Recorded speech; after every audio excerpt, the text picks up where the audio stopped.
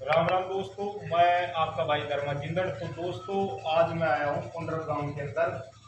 तो दोस्तों, ये इसी गांव के निवासी थे जो कृष्णानंद जी महाराज, जिन्होंने भक्ति करके और अपनी शक्ति के तपोबल पे यही समाधि ली थी। इस बाबा के यहाँ एक विशाल मंदिर है। दोस्तों, यहाँ 3 मंदिर हैं जो बहुत बड़े संत हुए थे। आपको सभी संतों के दर्शन कराऊंगा। तो ये मंगलगिरी जी महाराज का मंदिर है। ये मंगलगिरी जी महाराज इसी गांव में जन्मे थे। गांव पुंडरक गोत्र जिंदड़ और गुर्जर समाज के अंदर जन्मे थे। ये बहुत ही बड़े संत हुए। इन्होंने काशी में भी घुमाई करी, इन्होंने हरिद्वार में भी और प्रयागराज में भी कई दिनों तक घुमाई करी। इनके गुरु का नाम था इतवार गिरी जी महाराज, जिनका गोत्र कंवर था और उनकी समाधि राड़ा गांव में है।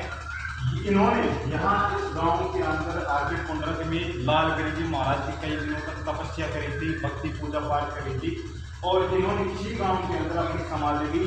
और आज ये इस गांव के अंदर कई लोगों के दुख और कष्टों को काट रहे हैं।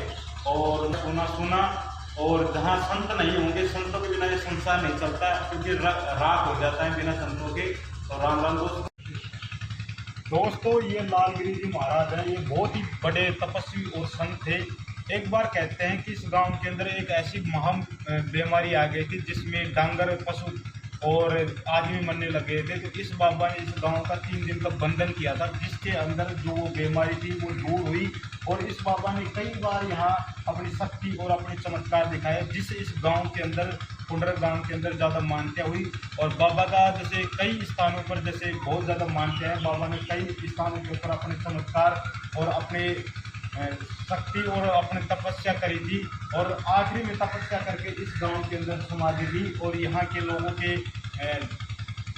लोगों के कष्टों को आज भी दूर करते हैं। बाबा बहुत ही बड़े संत हैं, जिनके आपको मैं दर्शन कराता हूँ। ये अपने लालगिरी जी महाराज हैं, बहुत बड़े संत हैं।